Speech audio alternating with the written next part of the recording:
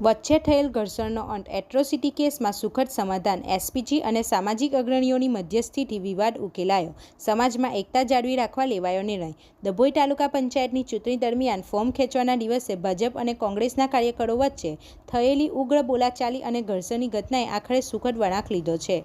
રાજકીય ગરમાવા વચ્ચે થયેલી ઝપાઝપી બાદ 7 વ્યક્તિઓ સામે નોંધાયેલી એટ્રોસિટીની ફરિયાદ બાબતે સામાજિક અગ્રણીઓએ ભેગા મળી સમાધાન કરાવ્યું છે. ઘટનાની પૃષ્ઠભૂમિ તાલુકા પંચાયતની ચૂંટણીમાં ઉમેદવારી ફોર્મ ખેંચવાની પ્રક્રિયા ચાલી રહી હતી ત્યારે ભાજપ અને કોંગ્રેસના કાર્યકરો આમને સામને આવી ગયા હતા. આ દરમિયાન થયેલી ઝપાઝપીએ ગંભીર સ્વરૂપ ધારણ કર્યું હતું, જેના પરિણામે 7 લોકો વિરુદ્ધ એટ્રોસિટી એક્ટ હેઠળ કાયદેસરની કાર્યવાહી હાથ ધરવામાં આવી હતી. આ ઘટનાને પગલે સ્થાનિક રાજકારણ અને સામાજિક વાતાવરણમાં તણાવ પેદા થયો હતો. અગ્રણીઓની મધ્યસ્થી અને સમાધાન સમાજમાં અંદરોઅંદર વિખવાદ ન વધે અને ભાઈચારો જળવાઈ રહે તે હેતુથી એસપીજી અને પંથકના વરિષ્ઠ સામાજિક આગેવાનો મેદાને આવ્યા હતા. બેઠકનું આયોજન આગેવાનો દ્વારા બંને પક્ષના કાર્યકરો અને અસરગ્રસ્તો સાથે ખાસ બેઠક યોજવામાં આવી હતી. સમજાવટ રાજકીય સ્પર્ધાને કારણે સામાજિક સંબંધો ન બગડે તે બાબતે ભાર મૂકવામાં આવ્યો હતો.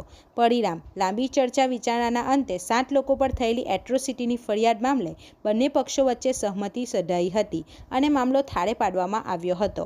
એકતાનો સંદેશ આ સમાધાન બાદ આગેવાનોએ જણાવ્યું હતું કે ચૂંટણીઓ આવતી જતી રહેશે, પરંતુ સમાજની એકતા સર્વોપરી છે. લોકો હળીમળીને રહે અને ભવિષ્યમાં આવા બનાવો ન બને તે માટે આ નિર્ણય લેવાયો છે. આમ ડભોઈ તાલુકામાં ચૂંટણી તાળે સર્જાયેલા રાજકીય જંગ અને કાયદાકીય ગૂંચવણનો અંત આવતા સ્થાનિક તંત્ર અને ગામજનોએ રાહતનો શ્વાસ લીધો છે.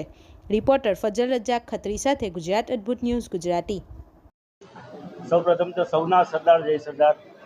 હું આશીષ પટેલ, બરોડા જિલ્લા પ્રેસિડેન્ટ.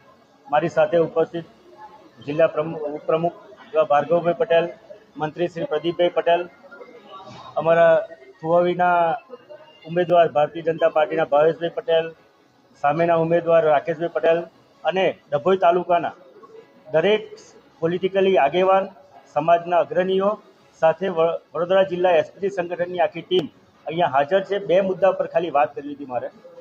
સમાજ વિખરાયના અનુસંધાનની અંદર અગાઉ બી અમે પ્રેસ કોન્ફરન્સ કરી હતી એટ્રોસિટીના અનુસંધાનની અંદર. આજે એ સારી રીતે સમાજ વિખરાય નહીં, પાટીદાર સમાજ એકબીજા સાથે લડી ના રહે, સાથે સાથે મતભેદ હોય મનભેદ ના રહેવું જોઈએ, એની માટે આ પ્રેસ કોન્ફરન્સ કરવામાં આવી છે. એનું સારી રીતે પર્સનલી ઇન્વોલ્વમેન્ટ લઈને ડૉક્ટર ઋત્વિજ પટેલ એવા વડોદરા જિલ્લાના ભારતીય જનતા પાર્ટીના પ્રભારી અને સાથે ડભોઈના ધારાસભ્ય એવા શૈલેષભાઈ મહેતા, બંને વ્યક્તિએ માટે પહેલાં તો ખૂબ ખૂબ આભાર. સાથે સાથે મીડિયા દરેક વ્યક્તિનો ખૂબ ખૂબ આભાર કે આજે અમને આવો ચાન્સ આપે, તમારા પ્લેટફોર્મ તમારા માધ્યમથી અમે પ્રજા સુધી મેસેજ પહોંચાડીએ કે સમાજના કોઈ બી વ્યક્તિ સાથે ખોટું થઈ રહ્યું હોય તો સમાજ માટે આગળ આવીને એક અવાજ ઉઠાવવો જોઈએ. એ ખરેખર બહુ જરૂરી વસ્તુ છે. એ જ રીતે ઇલેક્શનને લીધે સમાજ વિખરાઈના, અલગ અલગ સમાજ લડીના રહે, લડીના મળી ઇલેક્શન આવશે જશે, એ ખાસપણે ધ્યાન રાખવાની જરૂર છે.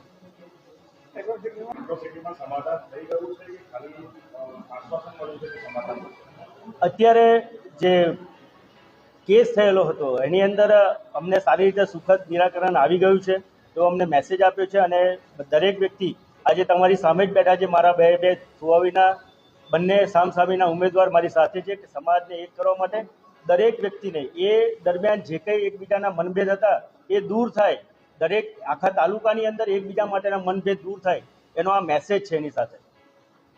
આપણી આસપાસ બનતી ઘટનાના સમાચાર જોવા માટે ગુજરાત અદ્ભુત ન્યૂઝ ગુજરાતીને લાઈક કરો, શેર કરો.